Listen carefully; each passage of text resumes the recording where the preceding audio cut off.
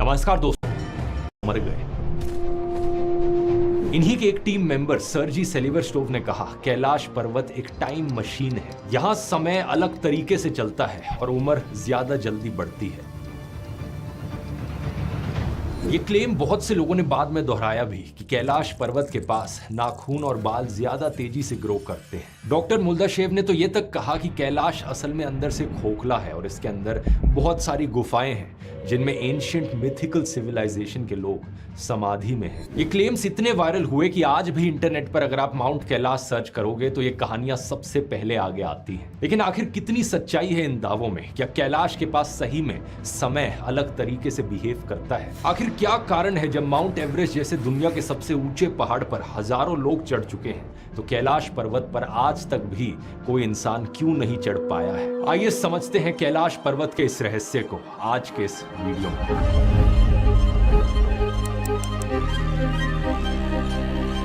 ये अभी हो रहा है और इससे फर्क नहीं पड़ता आपने एआई के बारे में। 6% लोगों ने कहा कि भगवान शिव और माता पार्वती समेत उठाकर लंका ले जाने की सोची। जब रावण कैलाश को उठाने लगा तो भगवान शिव ने बस अपने पैर का एक अंगूठा दबाया और रावण 1000 साल के लिए पहाड़ के नीचे फंस गया।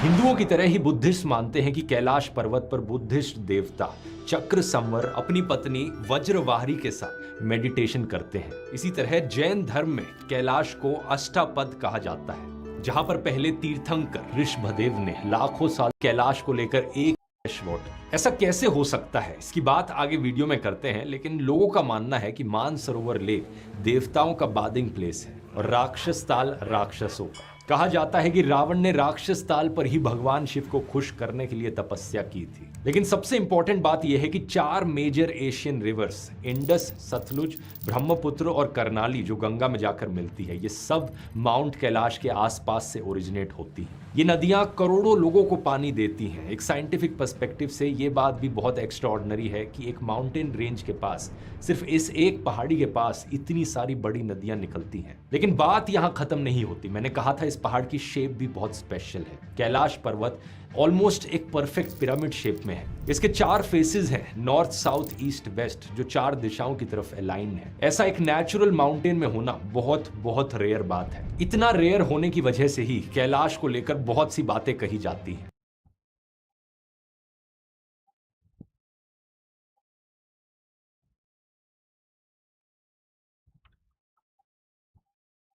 इसी पिरामिड जैसी शेप को लेकर डॉक्टर मुल्दाशेव ने कहा था कि यह आर्टिफिशियली कंस्ट्रक्टेड पिरामिड है, यानी कि इसे किसी एंशिएंट सिविलाइजेशन ने बनाया था जो बहुत एडवांस थी और बाकी दुनिया के पिरामिड से ये सीधा कनेक्टेड है। कुछ लोग तो ये भी कहते हैं कि कैलाश पर्वत के नीचे शंभाला जैसी मिथिकल सिटीज कैलाश में छिपा कर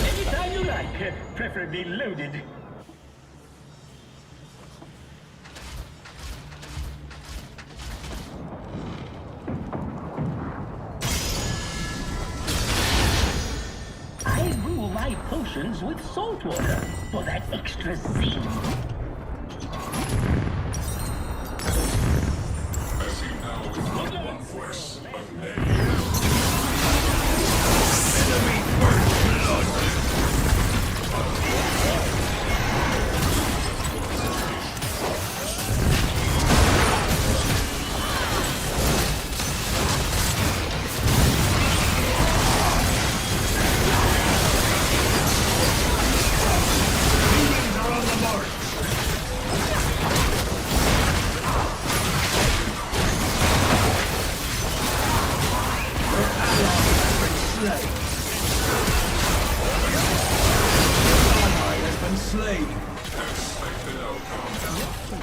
Training in the field.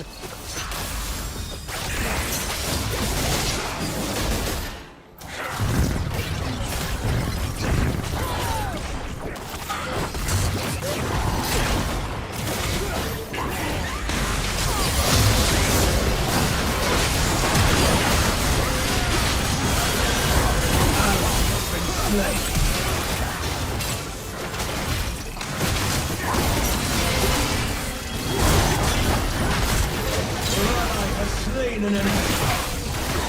Your allies decorate your secret. Your ally has been slain. We will remember. Ally slain.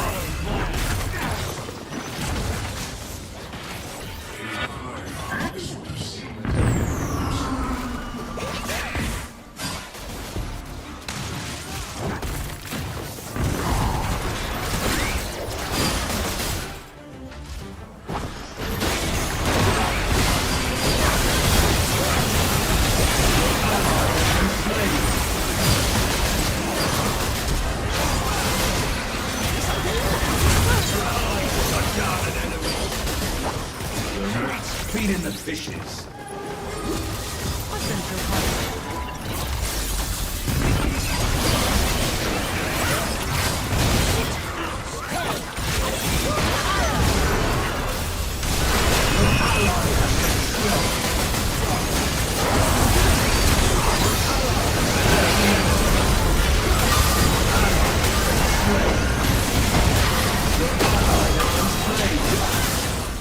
Enemy double kill.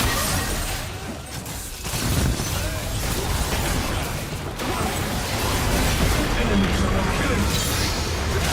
An enemy has been slain.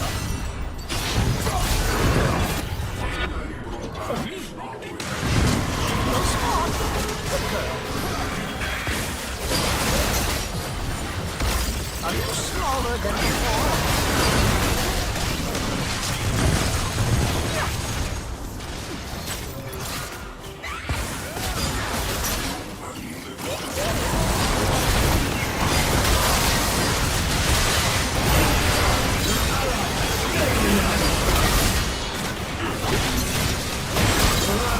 Slain an enemy.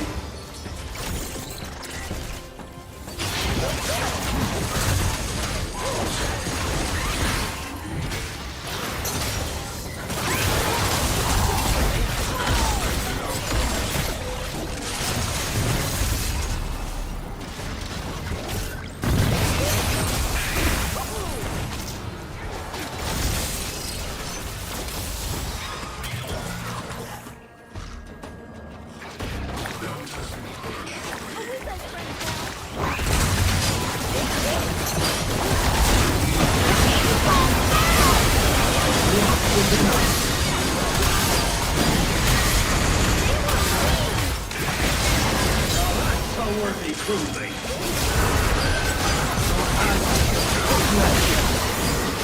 Enemy triple kill. Your allies ended that battle. An enemy's unstoppable.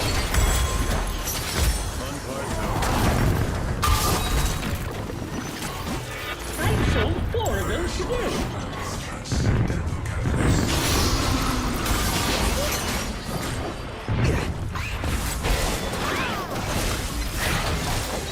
I'll be taking your performance.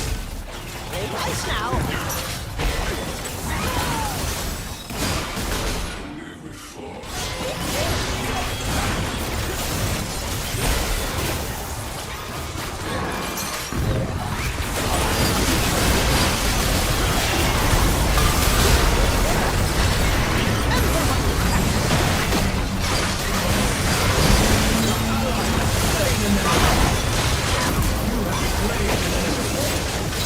Your ally has slain an enemy.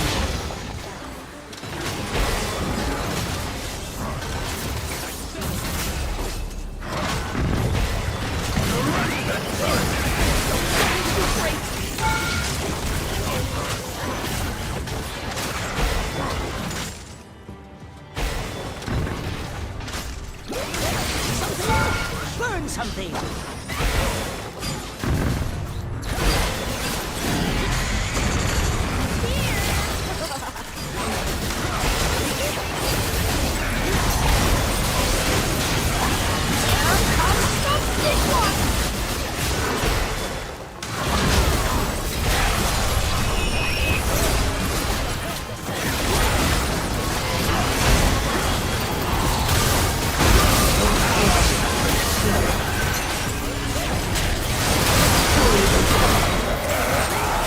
Your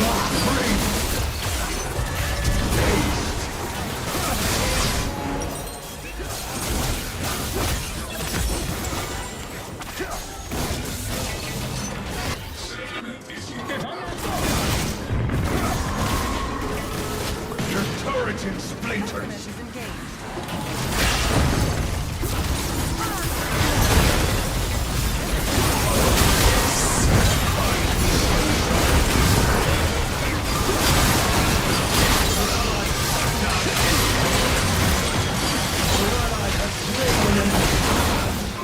Your ally has slain an enemy.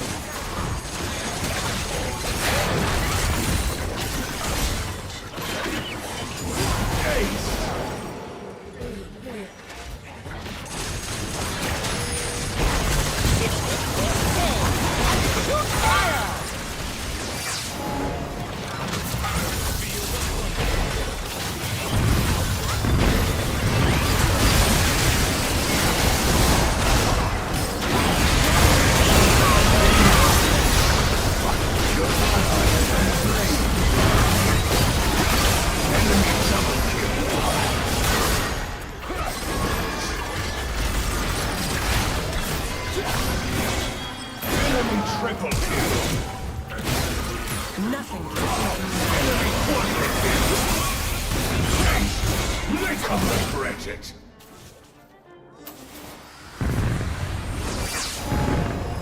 Happiness is a thermally active component.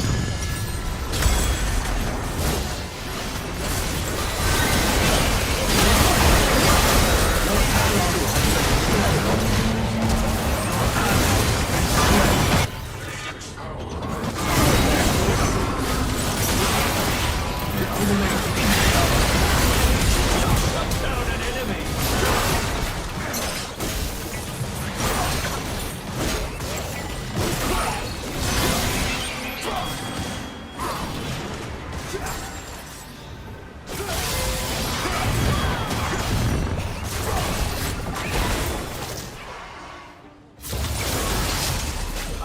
Your ally has been slain. People could breathe in water. Your ally has slain an enemy.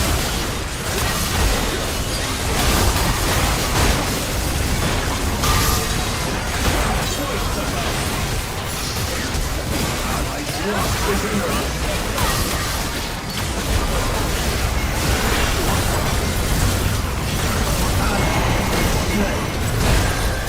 Enemy double kill. Your ally has slain an enemy. Your allies ended has been.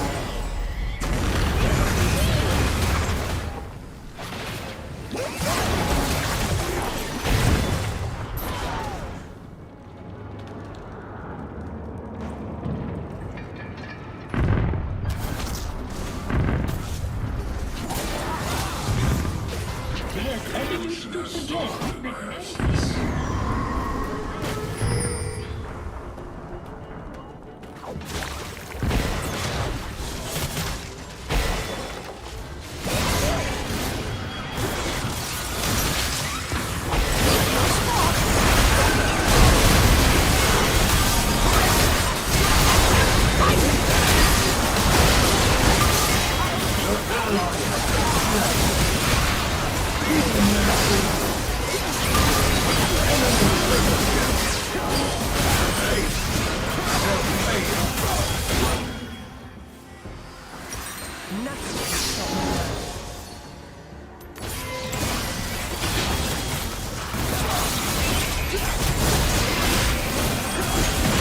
A turret. Inhibitor lost.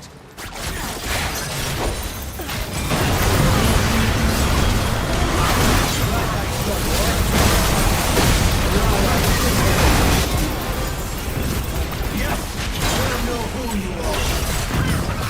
Your ally is friend. Your ally shut down an enemy.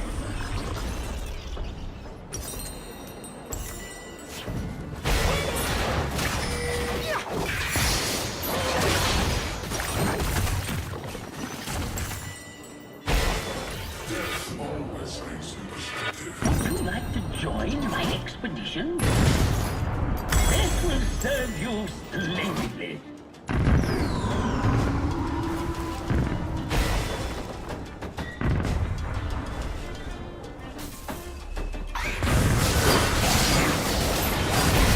Remember what we practiced.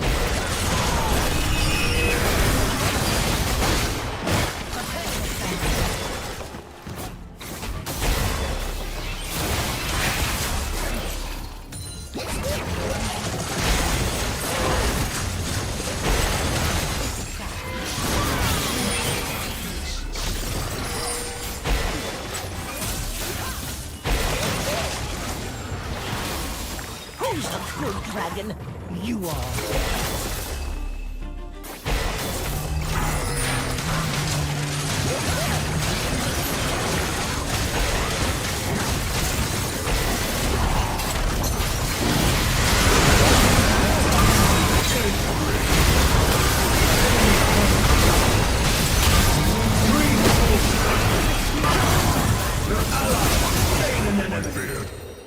Enemy double kill. Aced. We're dead in the water.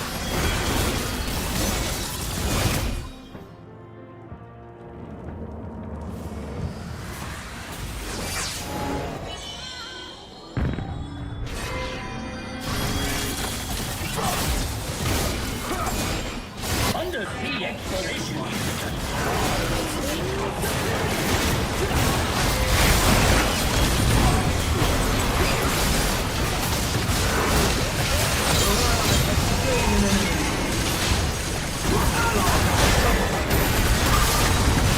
Taking the swamp.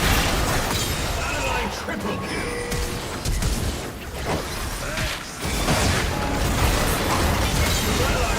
Four of them. Your allies ended that.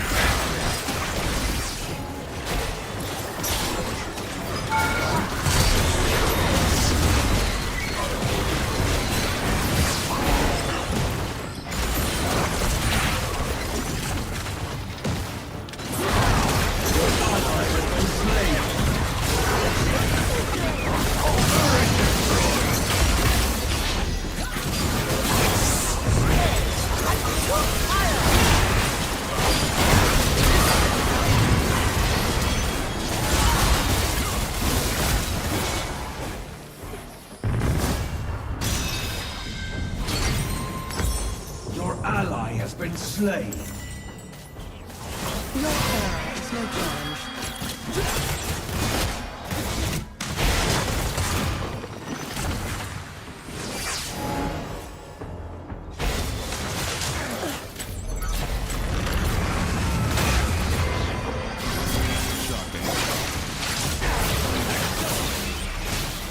So many mysteries.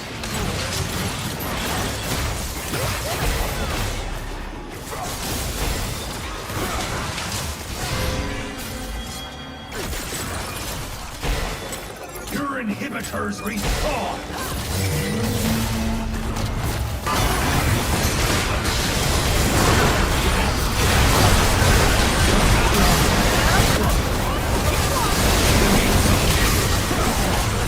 Enemy double. Ace. Your inhibitor collapsed!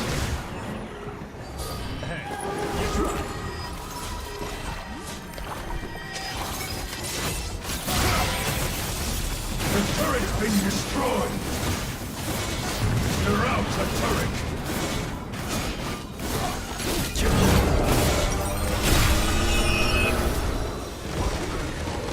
Defeat! There's the blood!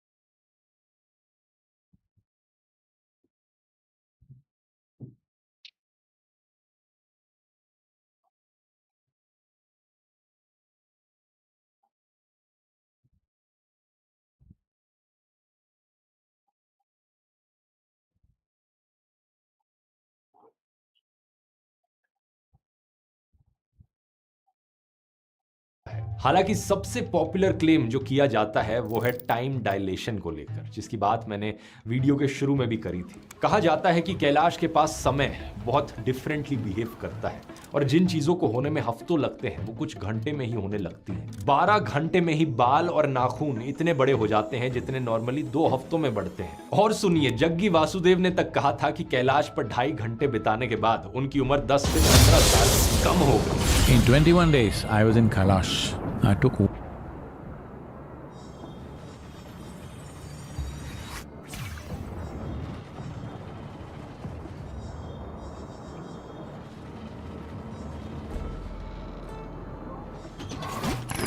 There's evidence to suggest that manatees once ruled the land and sea.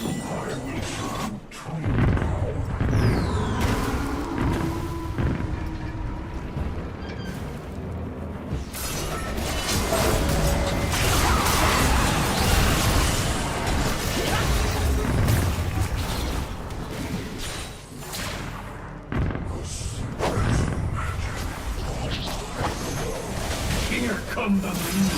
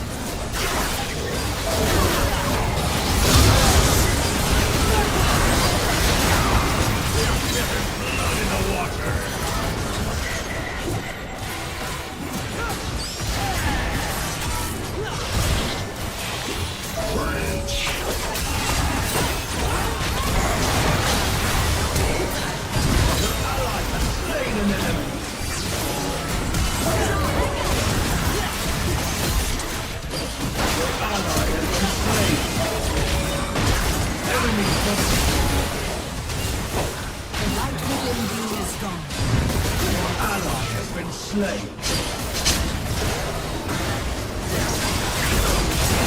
Enemy double kill.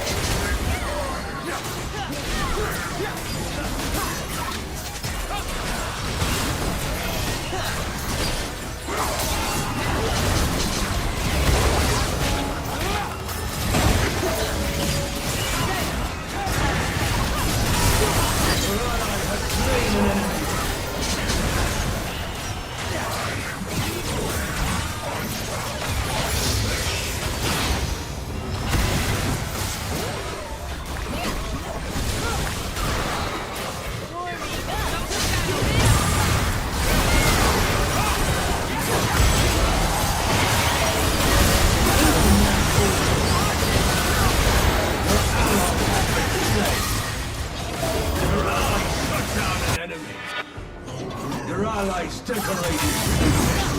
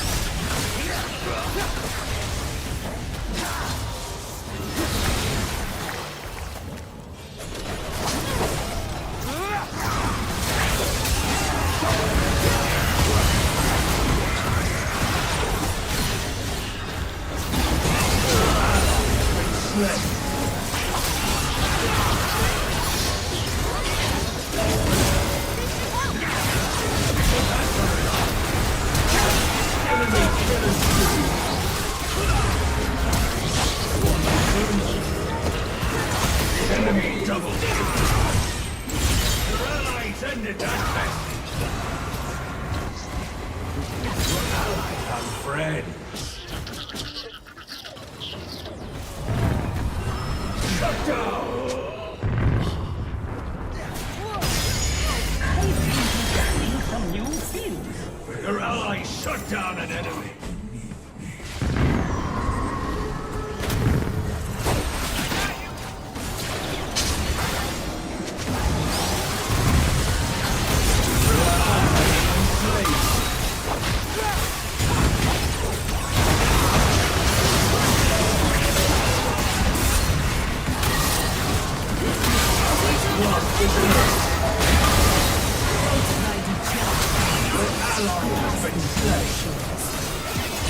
Enemy double kill.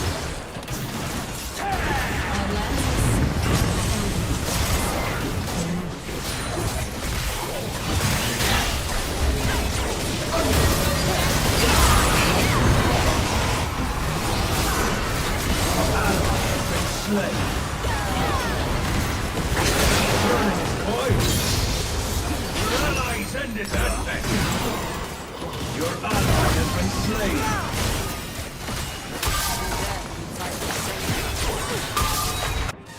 I will shine true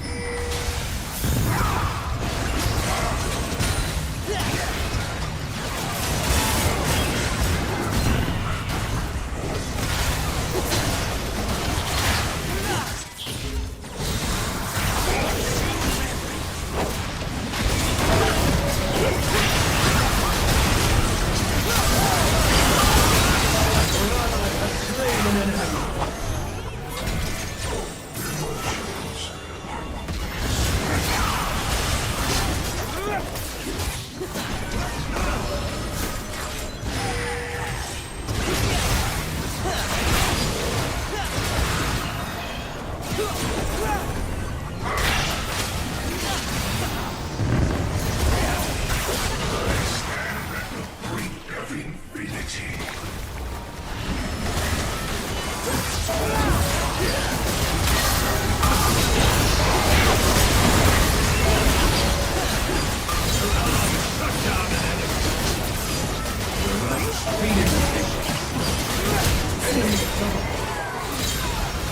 Twice the bounty. You'll be the last body of all. Your ally has been slain. Shut down. Tides always turn.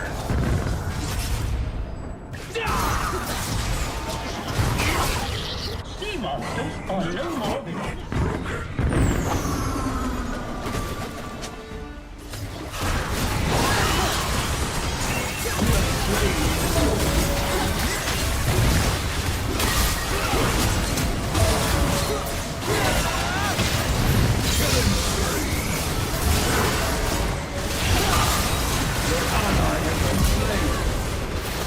You have slain an enemy.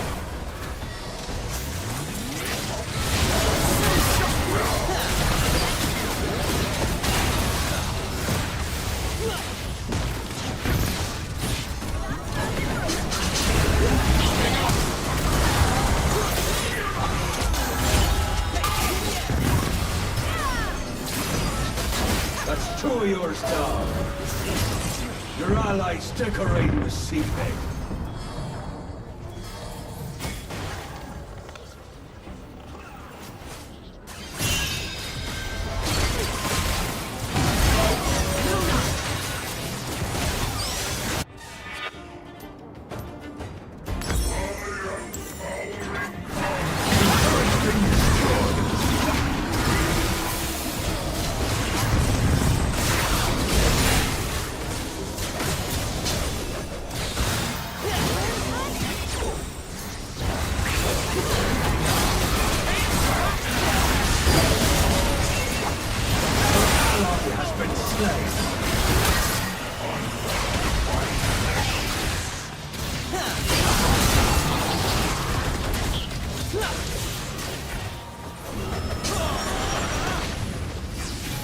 Your ally has slain an enemy.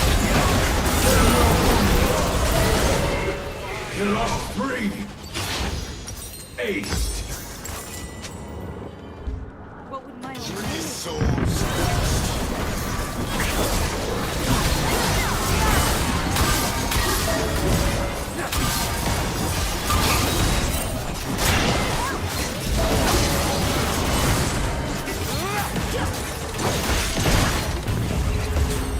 An enemy is dominated.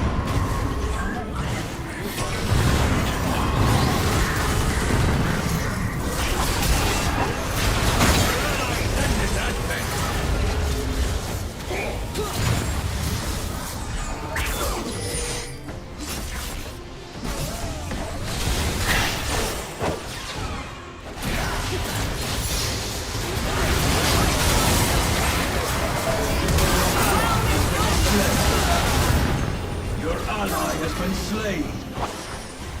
To the depths with them. Enemy double kill.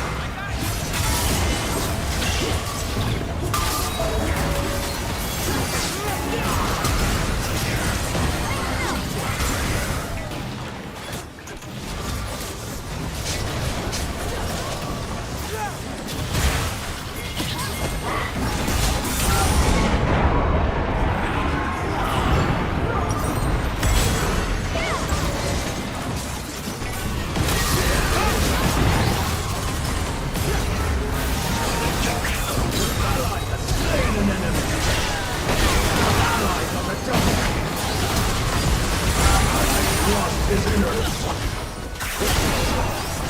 Your ally has slain an enemy.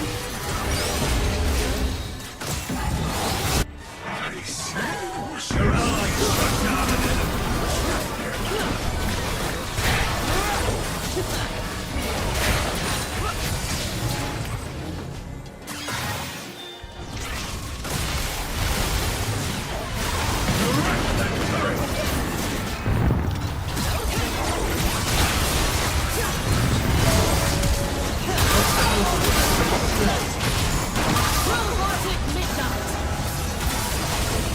Enemy double.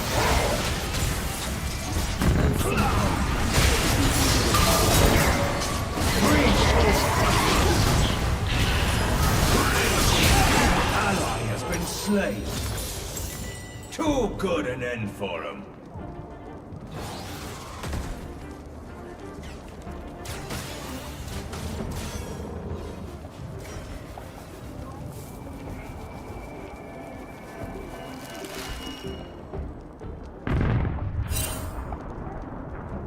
Your turret's in splinters.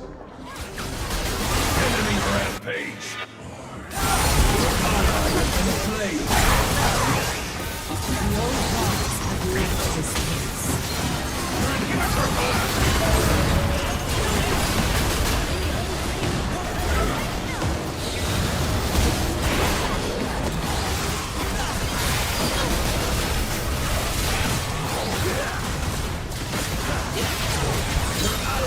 Slain an enemy.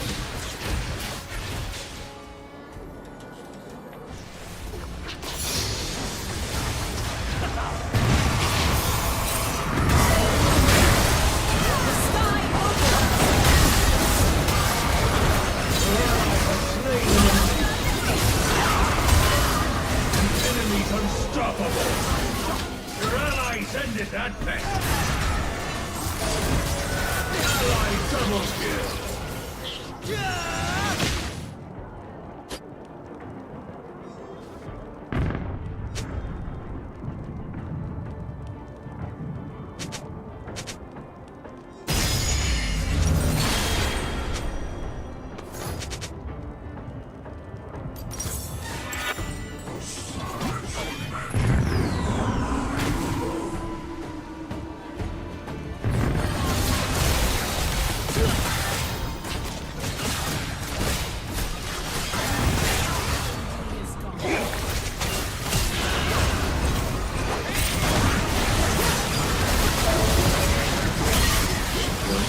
Feet in the fishes.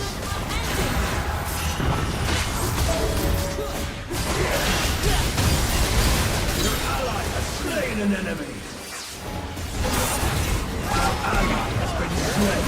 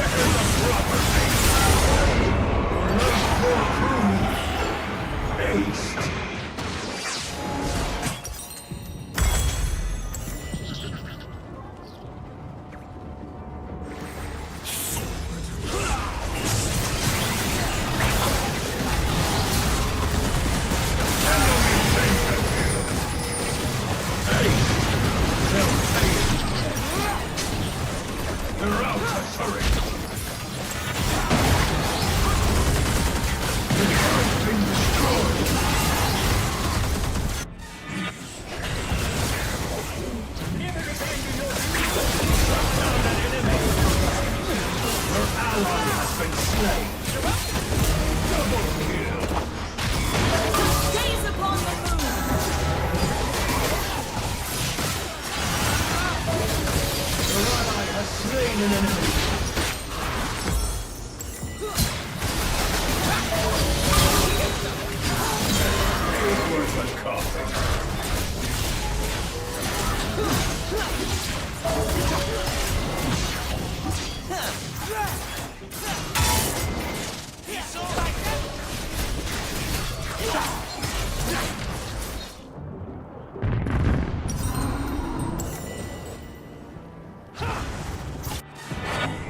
Come back soon.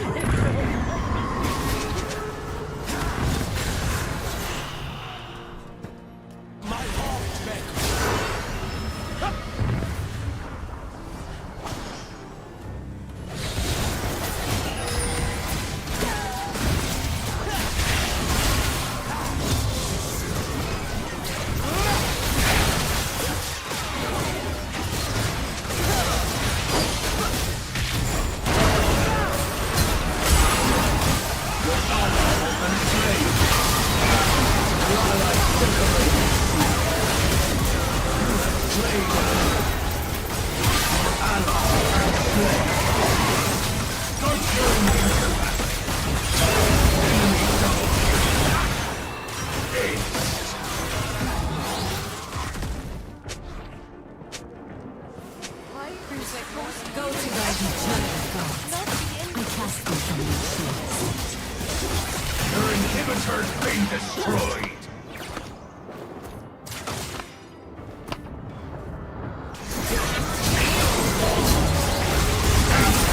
Make them regret it.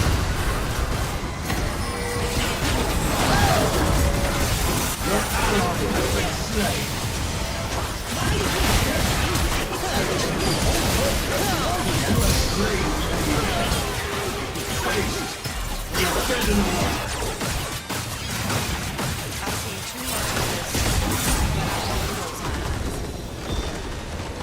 Defeat!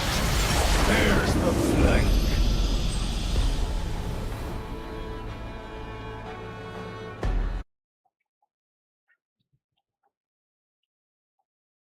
One strand of what is there on that mountain, you won't believe. In 2.5 hours, I was almost 10 to 15 years younger. अब जब आप किसी से इन claims के पीछे scientific explanation मांगते हो तो वो लोग रीजन देते हैं कि इसमें कॉस्मिक एनर्जी है। कैलाश कॉस्मिक दावा किलोमीटर दूर है। ये नंबर्स देखकर लोगों को लगता है कि कुछ तो अलग है इस पर्वत के बारे में। तो ये ना इत्तेफाक नहीं लगता। ऐसा लगता है कि इसीलिए कैलाश पर्वत को एक्सेस मुंडी भी कहते हैं। अच्छा। कहा जाता है कि ये पूरा जो पूरा अर्थ है ना, वो ऐसा एक बराबर घूम रहा है सोलर सिस्टम में, इधर या उधर लुढ़क क्यों नहीं रहा है। माना जाता है कि कैलाश पर्वत वो एक्सेस है जो इसको बैलेंस जो बैलेंस किसी को भी ऊपर नहीं जाने देती। आइए इसके पीछे की असलियत और एक ऐसा रास्ता ढूंढ लिया जिससे माउंट कैलाश की चोटी पर चढ़ा जा सकता था। इस रास्ते को देखकर उनके शेरपा सेत्सन ने उनसे कहा, साहेब हम यहाँ चढ़ सकते हैं। लेकिन जब विल्सन ने चढ़ने की कोशिश करी तो वो भी यहाँ नहीं चढ़ पाए। उनके कदम रखते ही पत्थर हिल गए और अचानक से मौसम खराब हो गया। अचानक से बर्फबारी होने लगी और विल्सन के सर के ऊपर तेजी से बिजली कड़की। लेकिन इसके पीछे कोई सुपरनैचुरल फोर्स नहीं थी, बस नेचर था। ये बात सच है कि फिजिकल चैलेंजेस की वजह से इस पहाड़ को चढ़ पाना बहुत मुश्किल है, लेकिन इम्पॉसिबल नहीं। असली कारण किसी के भी इस पहाड़ के ऊपर ना चढ़ पाने के पीछे है इसकी रिलीजियस इंपॉर्टेंस। साल 1985 में इटली के राइनियर माना जाता है। वो 8000 मीटर से ऊंचे दुनिया के सभी 14 पहाड़ों पर चढ़ने वाले पहले व्यक्ति हैं। माउंट एवरेस्ट पर भी वो उस जमाने में बिना ऑक्सीजन के चढ़ गए थे। ज्यादा क्वालिफाइड पहाड़ ही चढ़ना है तो किसी और ज्यादा कठिन पहाड़ पर चढ़ा जाए। इसी तरह ब्रिटिश एल्पाइन क्लब के प्रेसिडेंट क्लाइंबिंग पर माने जा कंप्लीटली राक्षस ताल आता रहता है। इससे पानी के साथ साथ मिनरल्स भी आते हैं और मानसरोवर के पानी में मिनरल्स का कंसंट्रेशन नहीं बढ़ता। और यहाँ सिर्फ एक ऑल्टीट्यूड डिफरेंस है इन दोनों के बीच में। पानी हमेशा एक दिशा में ही बहकर आता है। इससे राक्षस ताल में और भी ज्यादा मिनरल्स इकट्ठे होते रहते हैं और पानी और ज्यादा खारा बनता है। एक्चुअली में इसका भी कोई भी किया था जो उनके मुताबिक अंडरग्राउंड था। इसके अलावा वो चार्ल्स डार्विन की थ्योरी ऑफ एवोल्यूशन को साइबेरियन किलोमीटर दूर है। एनर्जी को यहाँ एक्चुअली में कोई भी अनयूजुअल एनर्जी होने का कोई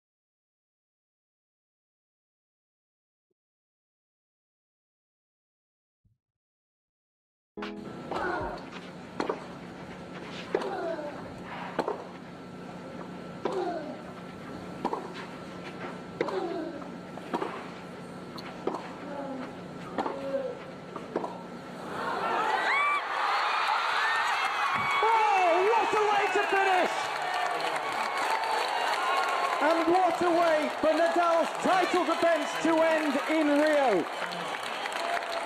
He's been beaten at the semi-final stage by Fabio Fognini. The first clay court semi-final loss Nadal has suffered in 12 years.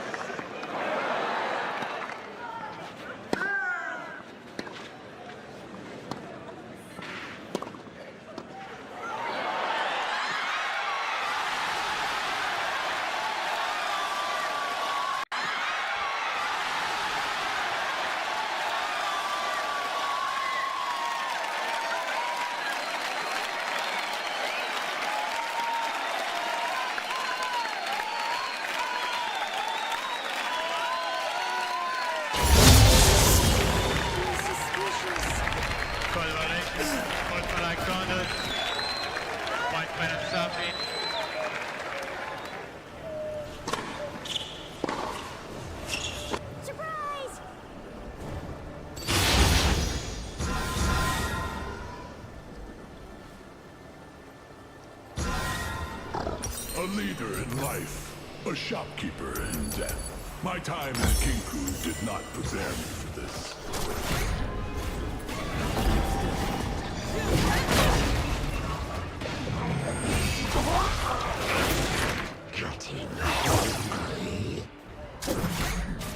Minions have spawned.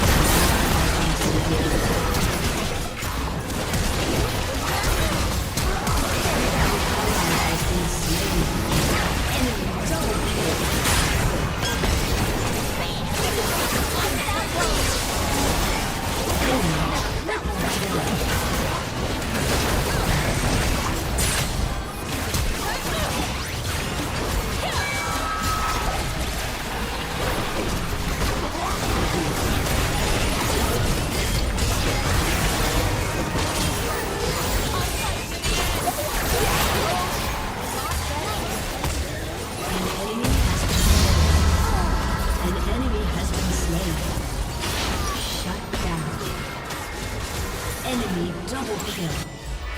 The An enemy ally has been slain. without thought. If I were out there,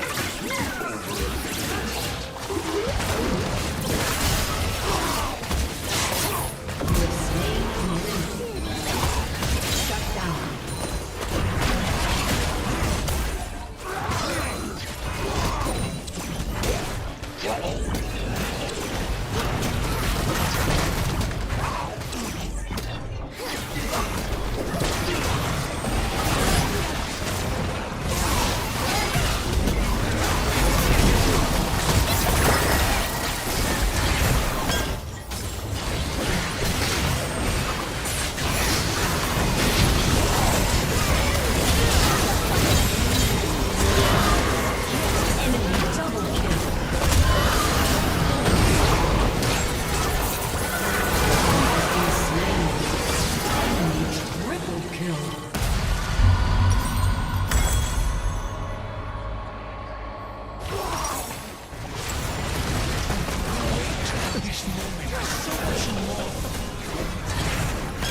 though I no longer wield the ale.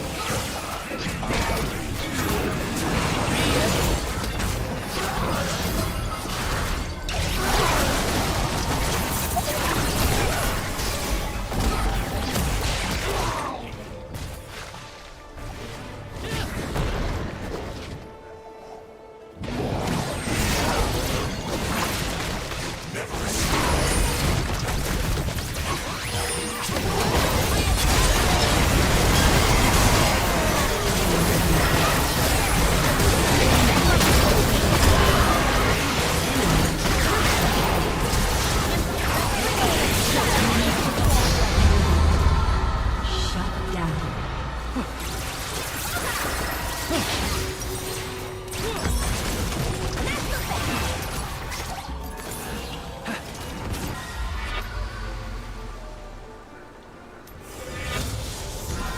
An enemy has been slain.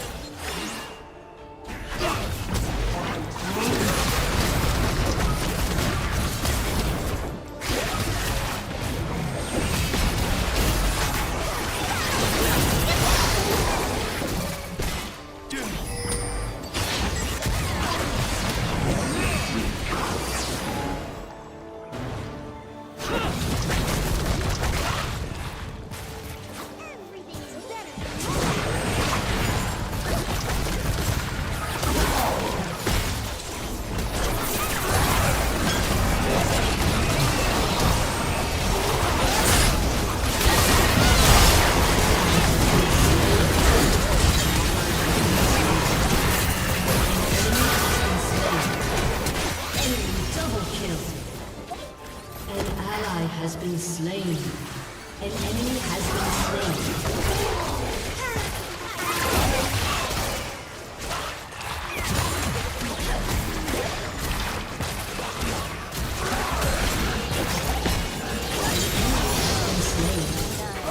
An enemy has been slain.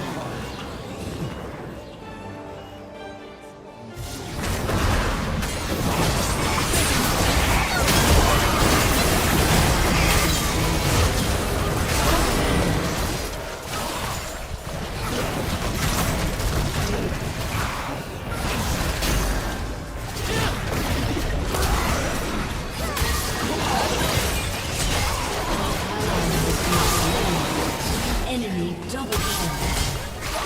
An ally has been slain. Enemy triple kill. Shut down.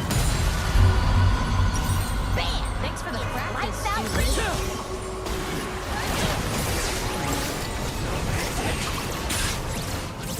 Your turret has been destroyed. An ally has been slain. I have Monsters behave this way once before. Slain an enemy. If it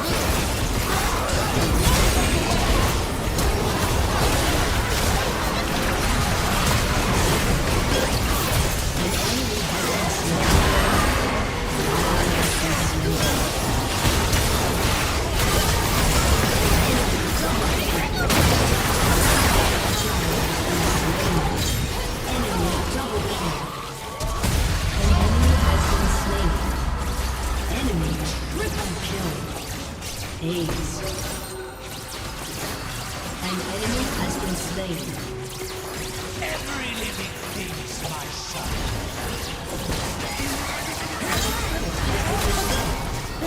An enemy has been slain. Double kill. blade cannot probe the truth.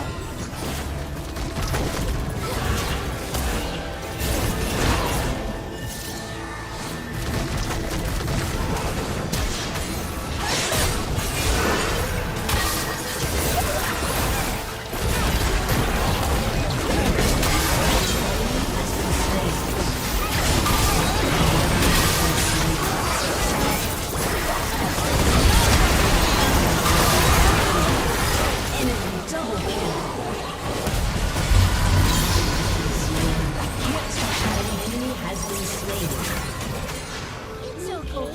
You'll become a scout someday.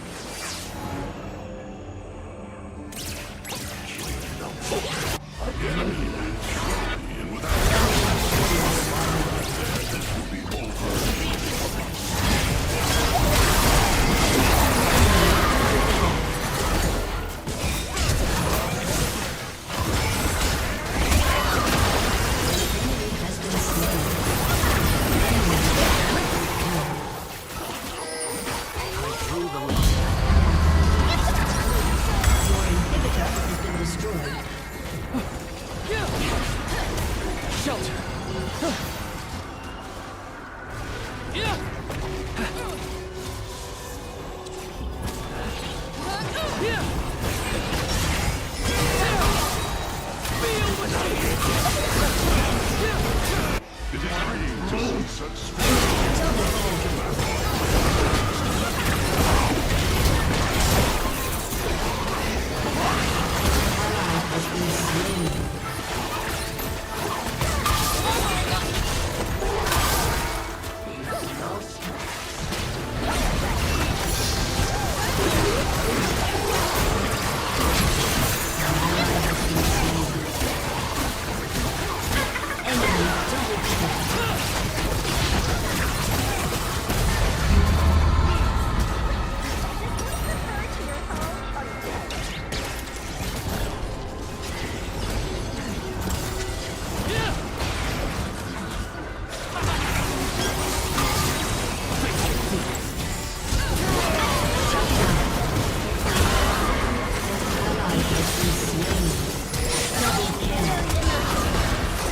Enemy double kill.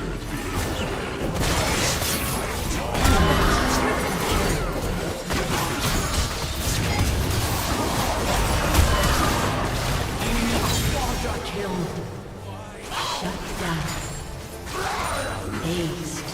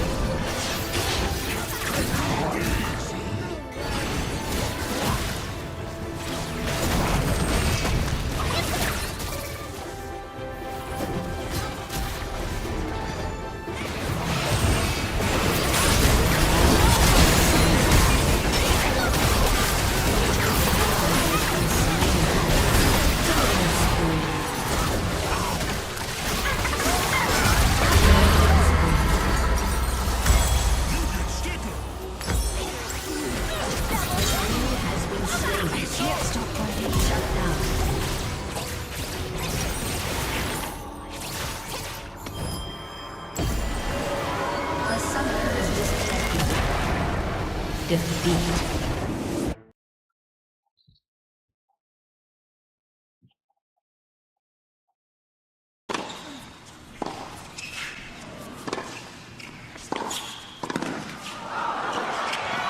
Ох, какой мяч выигрывает Розик, посмотрите. И выигрывает турнир, не только эту встречу. Потрясающая концовка для американского теннисиста. В падении, в каком-то неимоверном, в общем-то, движении он все-таки обработал мяч и добился победы. Ну, а Раничу не хватило всего лишь одного мяча для того, чтобы дотянуть до тайбрейка, до третьего тайбрейка. И так Родик празднует победу. Со счетом 7-5 в решающем третьем сете он одолел все-таки молодого 20-летнего канадца и завоевал свой первый титул в этом году.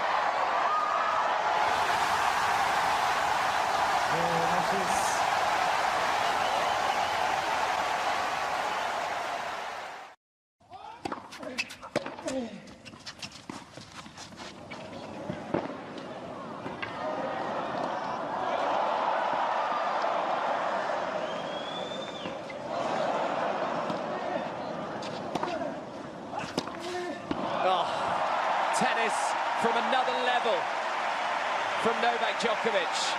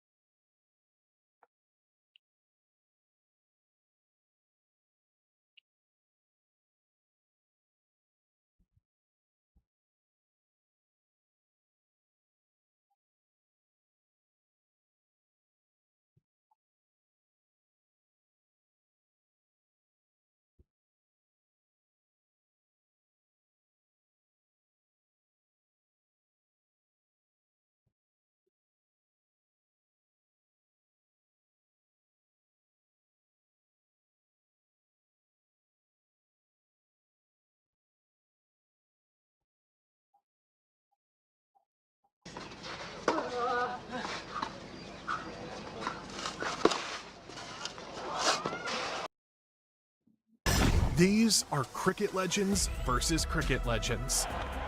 But someone who doesn't respect me, I've got no reason to respect him. He is now really upset and letting him give him everything. Talk about hating Aussies. There's one you do hate, right? Ian Chappell. Yeah. At first, Jack Callis stunned Shane Watson with a ferocious bouncer. They make an error.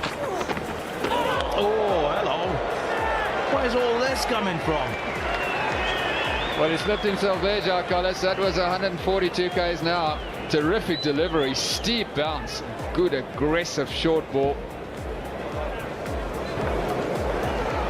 But Morne Morkel took it to another level. He looked straight at Alistair Cook and said, "It's coming, Cookie." Before he got him out, the previous over, he bowled 2 deliveries, 2 crackers, and you can hear Morkel say to Cookie, "It's coming, Cookie. It's coming, Cookie." And then he got him in the next over with a magnificent ball. No shame in getting out to this. The difference. And next, Shane Warne produced something special. One flick of the wrist, and Laxman was left clueless. VVS Latchman, an absolute ripper from Shane Warne, pitching Midland leg and spinning and knocking the top of off stump out. That was the only time Warne ever bowled Laxman in his whole career. But look, this rivalry had real fire. Matthew Hayden was one of the few who actually dared to charge at the world's fastest bowler. But every time Shoaib got him out, the celebrations went wild. Once even costing Akhtar a $5,000 fine. Pakistan has got him in front, LBW, and all of a sudden it's 1 for 6. Brian Lara looked untouchable until Waqar Younis floored him with a lethal delivery. Oh, he's bowling! What a fabulous delivery! And next comes a brutal bouncer. Steve Harmison launched a 140km/h rocket that smashed straight into Rick Ponting's face. Blood dribbling from his cheek. But Ponting just wiped it off and carried on batting. Sometimes it's not the bouncers that hurt, it's the words. And Kumar Sangakkara made sure Pollock felt every word. Oh, lots of pressure here for the skippy, eh? Gonna let his whole country down now if he fails. Oh, lots of expectations, fellas.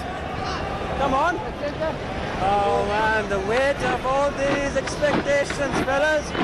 The weight of the country, chaps. 42 million supporters right here, depending on Sean. But some players don't stop at just one legend. Shoaib Akhtar first knocked over Rahul Dravid, and then he sent Sachin Tendulkar's stumps flying.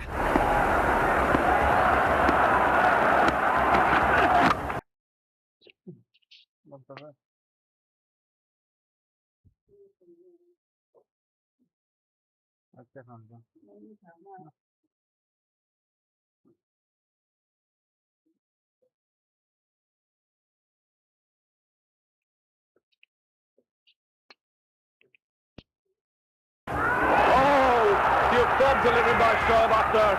Rahul Dravid played all over it. And nothing worse. The batsman's been out there, he's just got himself cooled down, he gets up there and the bowler comes in and bowls the most magnificent Yorker. What cooled down, he gets up there and the bowler comes in and bowls the most magnificent Yorker. The world of cricket loves to see Sachin Tendulkar. Well, we heard from Sani before that maybe Sachin is... Oh, fantastic delivery, folks! That's amazing.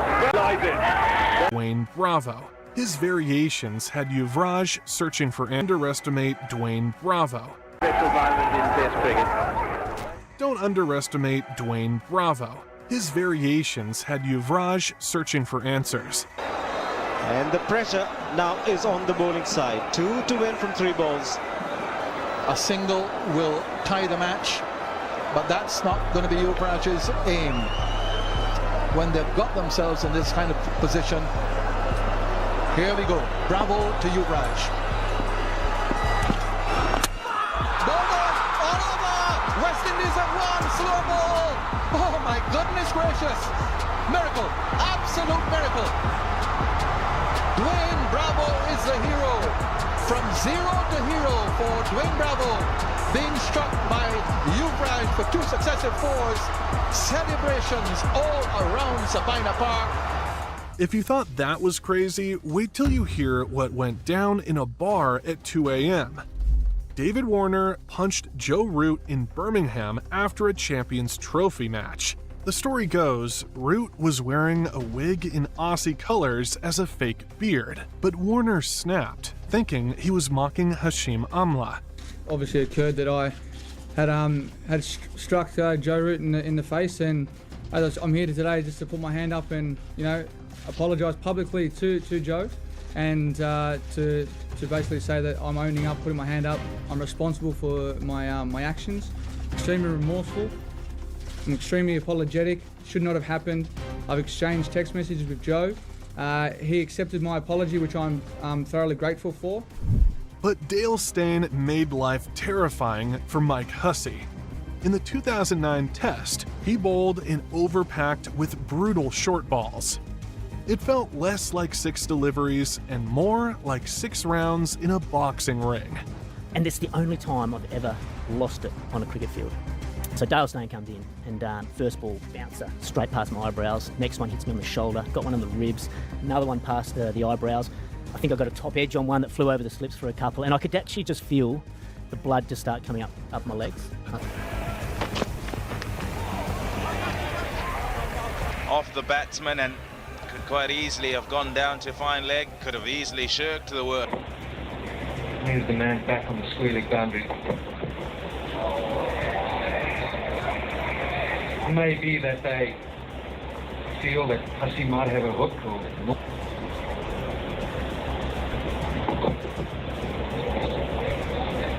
It's a few times that Michael Hussey has been out to the short ball. Thought, oh no, I'm in trouble here. Sure enough, another bouncer comes past my eyebrows, like literally just nearly nicked my helmet.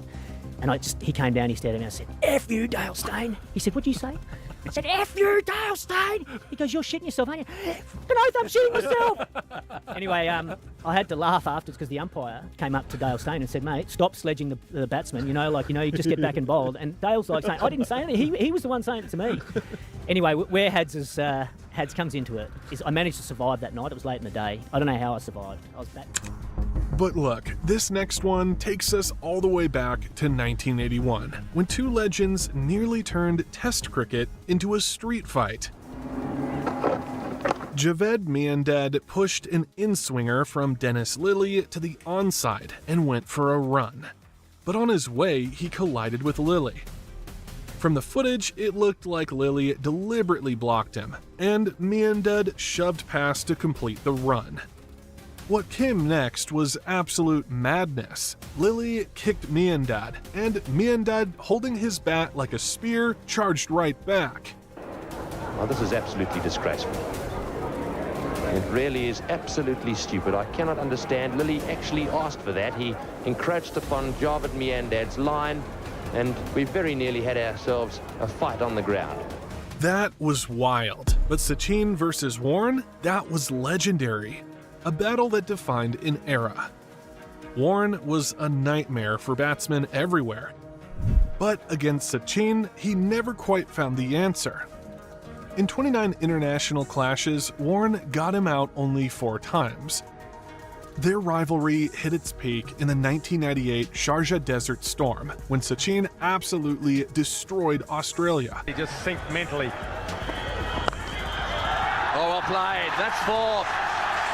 Lovely, elegant cover drive. Oh, well played again on that back foot. That's the shot. He's so good. Warren continuing, this time going round the wicket, so change in tactics here. And Tendulkar greets him by dancing down the track and hammering it over long on. This is amazing stuff. That smash back, straight back over the bowler's head.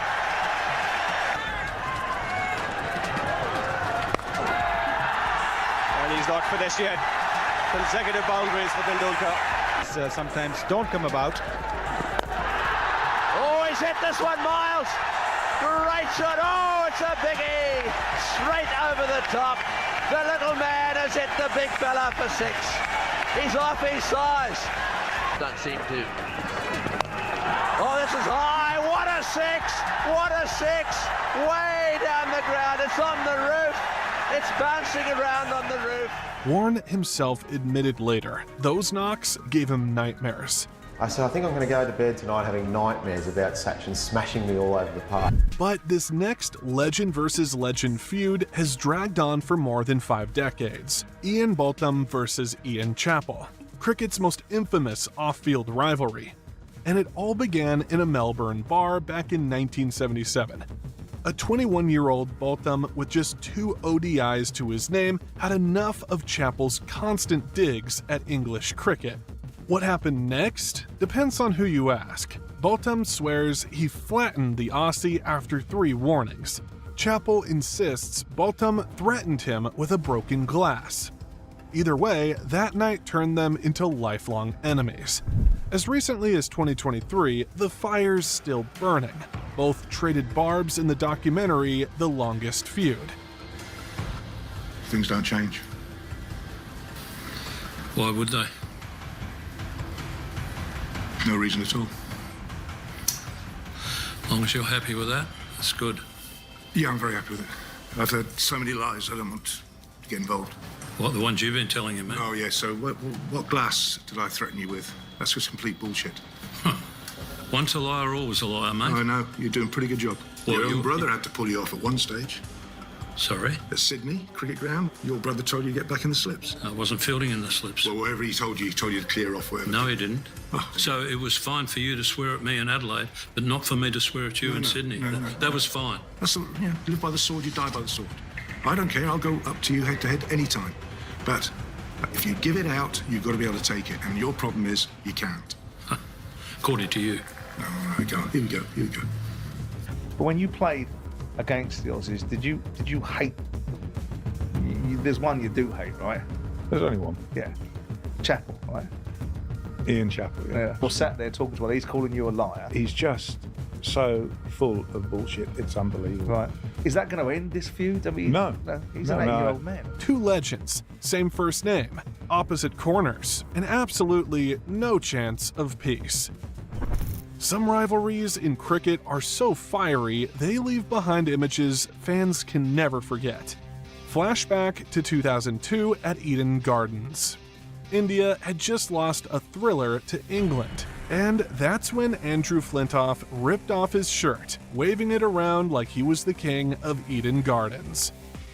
For Indian fans, that wasn't just a celebration, it was an insult on their home turf, and nobody took it more personally than the Prince of Kolkata, Sourav Ganguly. And then came July 13th, 2002, the NatWest Final, Lords. A match that would go down as one of the greatest in cricket history. Cross. Lovely. Super shot. England piled on the pressure. Marcus Trescothick was in sublime form, and Nasser Hussain, who had never scored an ODI 100 in his career, picked the stage to deliver a captain's century. There's the 100. Nasser Hussain, for the first time in one-day international cricket, points to the number 3 on his back and accepts the plaudits of all around him. India's chase looked nearly impossible. But then came the young guns. Yuvraj Singh played with fearless aggression, and Mohammad Kaf, calm under pressure, anchored India in one of the most unforgettable chases of all time.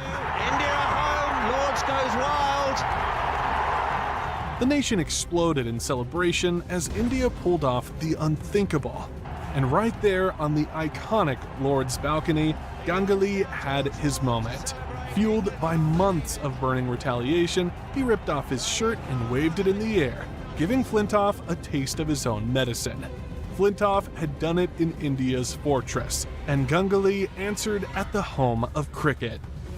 Flintoff got cooked, and so did Mitchell Johnson, cause in that 2014 MCG test, he pushed Virat Kohli too far. Things heated up when Johnson fired a return throw at the striker's end, smashing straight into Kohli. And to be fair to Mitchell Johnson, he's taken a step there. Johnson thinks he's a chance of running him out. Now, I'm sure he didn't mean to hit him, and he went straight up to him and apologised. Coley had seen enough, and he answered the only way he knew how, with his bat. Trying again, and he's got it again. Oh, you beauty. This will be quick. And he goes again, and he gets it away again. It's 4 more. Coley went on a masterclass, 169 runs of pure fire. Cover drives, pull shots, aggression in every stroke. And when the sledges came, Coley didn't hold back either, showing zero respect and sending the ball to every corner of the ground. But Johnson wasn't the only one to feel the heat. Perth Test 1999. Ricky Ponting was right in the firing line of the Rawalpindi Express. Shoaib Akhtar at his deadliest. Oh, what a quick finish to the over. 3 very good deliveries. And there was a little noise there, although they've got to be very careful, the Pakistan players behind the wicket there.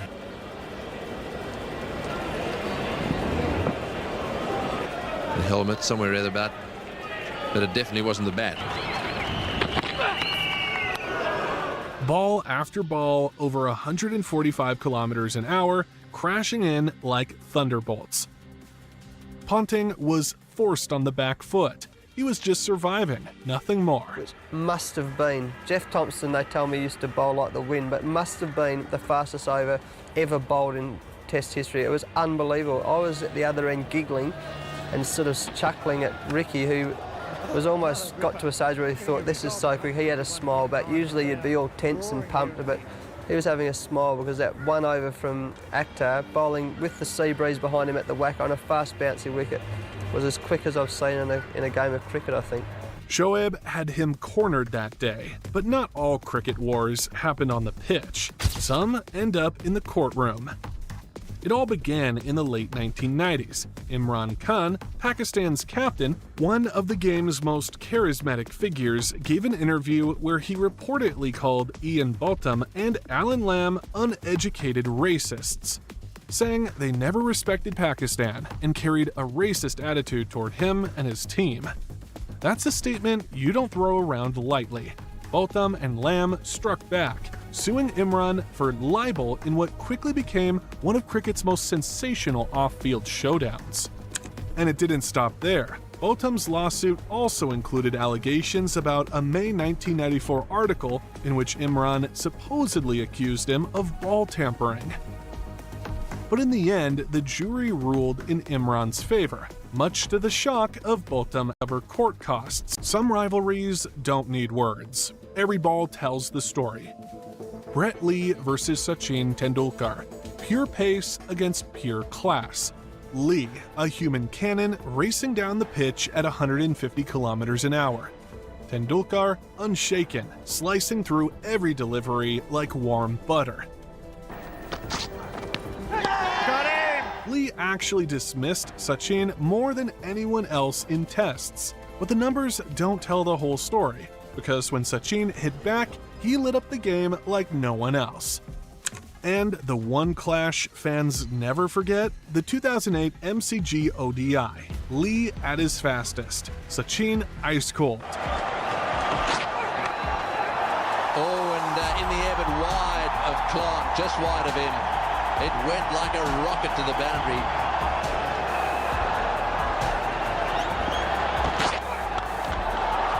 Great shot. Absolutely magnificent. And Tendulkar has not moved an inch.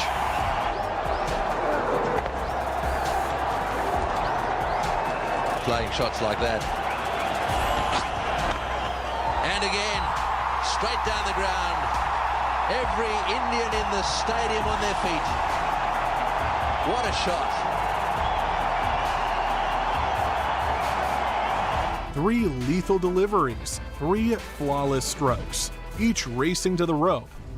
But one legend versus legend clash went down as the ugliest fight in IPL history. Mitchell Starc against Kieran Pollard in 2014. It began when Starc followed up a sharp bouncer with a few harsh words for Pollard. On the very next delivery, Pollard stepped away, but Starc didn't pull out of his run-up. He threw the ball instead. Already frustrated, Pollard reacted furiously, hurling his bat in Starc's direction. Things got heated quickly. A.B. de Villiers, Chris Gale, Virat Kohli, and the umpires had to step in to calm things down. But Wasim Akram wasn't so lucky back in 1988, when he found himself face-to-face with Viv Richards. Akram still laughs when he talks about it. I've told this story so many times, but I remember 1988, the Barbados test, the third test, last over of the day, and I realized as a bowler, you realize as a bowler, okay, you got some pace. So I went to Imran, I bowled him a bouncer, he ducked and his cap fell off, big deal. And I only knew 2 bad words then in English, and I just said it to Viv Richards. Viv Richards, don't swear at me, I'll kill you. I literally thought it's a figure speech. Kill doesn't mean he's gonna kill me. So went to Imran at mid-wicket, at mid-on, my captain as skipper. He said he'll kill me. He said, don't worry, I'm with you. Imran said, bowl him another bouncer. I bowled him another bouncer. Last bowl of that over, of the day, inside edge, middle step gone, and I went up to him. You know, all those things. There was no referee those days. So after that, the game finished. I walked into my dressing room. We went to his dressing room. And I was a young kid, 18, 20 years old, just changing my shoes. The room attendant came. He said, man, somebody wants to see you. I said, who, man? He said, you better come outside. So my one shoe was off, one was on, spike. So I went, I looked there. Viv was standing there. No shirt, bat in his hand, pads still on, and waiting for me. And I obviously got scared. I said, he's literally gonna kill me. So I ran back into the dressing room to Imran. I said to my captain with a six-pack and those muscles, he's gonna fight for me. I said, skipper, he's outside, he wants to fight. He said, go fight, it's your fight. But Bravo and Flintoff went sledge for sledge, questioning who'd still be standing in the game years later.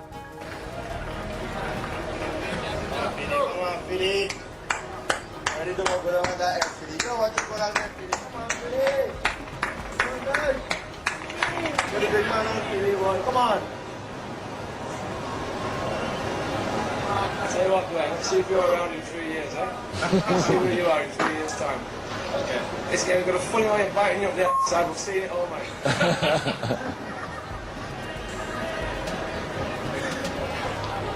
Well, you won't be here. Between bat and pad, McGrath is at his absolute best. That's hit the top of off stump. This is a clash of perfection versus perfection. And the highlights? Unforgettable. McGrath giving Sachin a fiery send-off at the SCG in '99.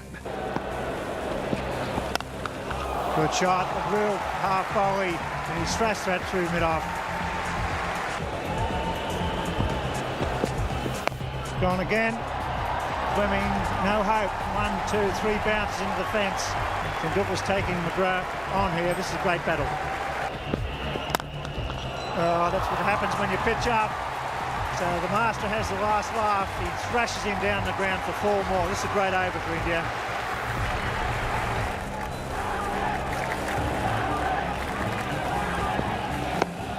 Oh, giving him. He's giving him out. Well, there you go. McGrath wins the battle. 14 off the over. Adjudged LBW.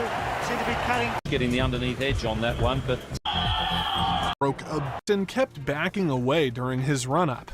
Frustrated, Johnson fired the ball at the batsman intentionally after Peterson pulled away once again. What the Australians are saying is, how many more times are you going to put away, Kev?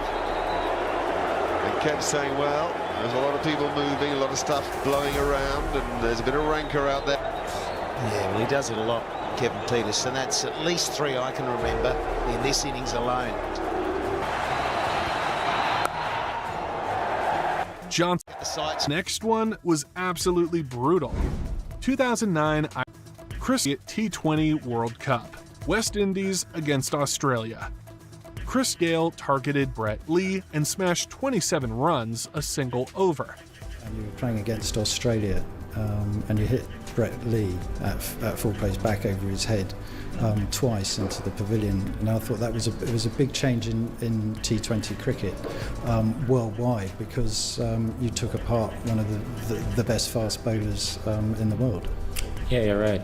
Brett Lee was one of the best fast bowlers in the world and one of the fastest in the world as well. That game is a well talked about game.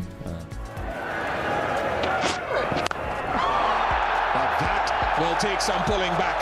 That is gone. Where's it gone? It stayed in the ground. Has it stayed in the ground? Wow, what a clean strike. They love it. Lee bangs it in. Whack. Archbishop Tennyson here. It's coming. It's there on the road.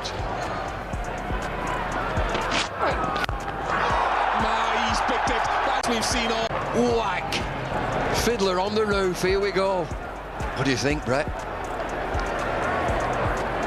I promise you that that six will struggle to be beaten for the rest of this tournament and for probably a long time.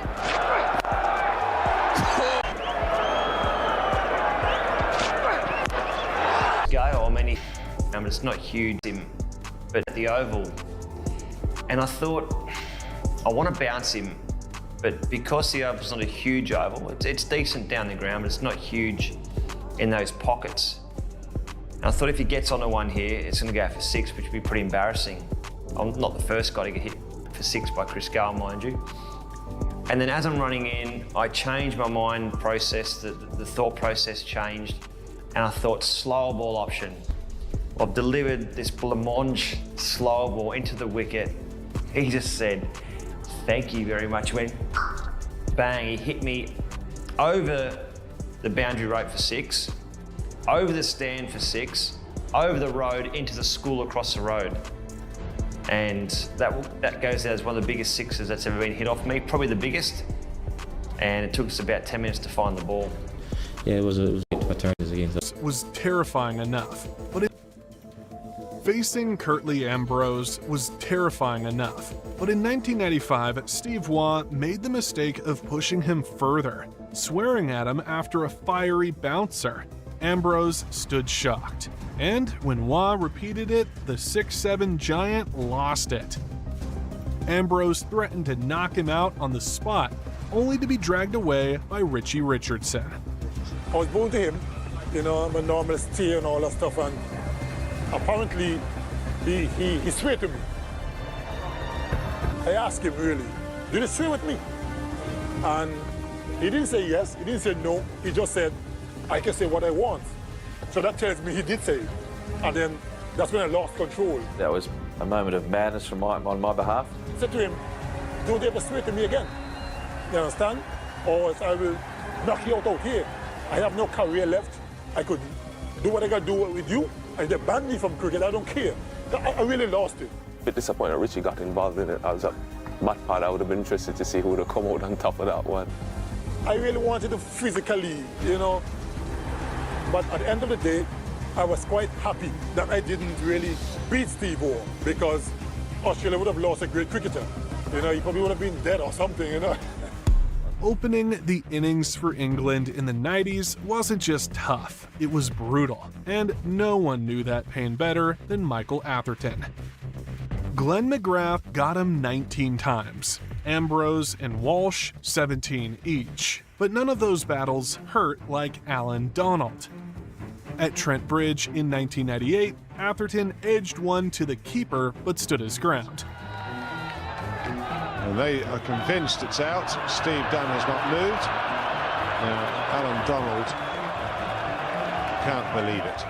Donald didn't like it one bit. What followed was 6 balls of pure hostility. Short, fast, nasty, with a few choice words thrown in for good measure.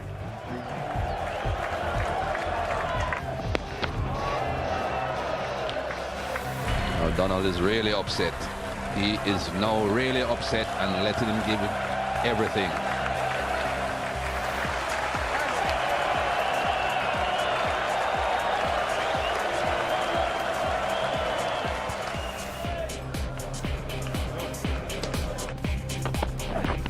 Oh, that's light. Light. Tell you something else though, Mike, whether we agree or disagree on the events of the match, what is taking place here between Donald and Atherton is one of the most enthralling passages of... Atherton somehow stayed alive and survived that storm, and over what Donald himself later called Test cricket at its best. That 45 minutes was the best 45 minutes I've had on a cricket field with anybody, one-on-one. It was just awesome. Every generation has its battles. For the modern one, it was Kohli versus Anderson. One hunting wickets, the other chasing runs. It all began in the 2014 series, and for Kohli, it was a nightmare. Anderson worked him over in English conditions, dismissing him 5 times in the series and exposing a clear weakness against swing. Every time Virat walked out, it felt like Jimmy was waiting. But in 2018, Kohli bounced back. The stage was the same, yet the story was completely different. This was no longer a vulnerable Kohli. This was the #1 Test batsman in the world, and opposite him, the #1 bowler. Jimmy Anderson into his 9th. And what a transformation it was.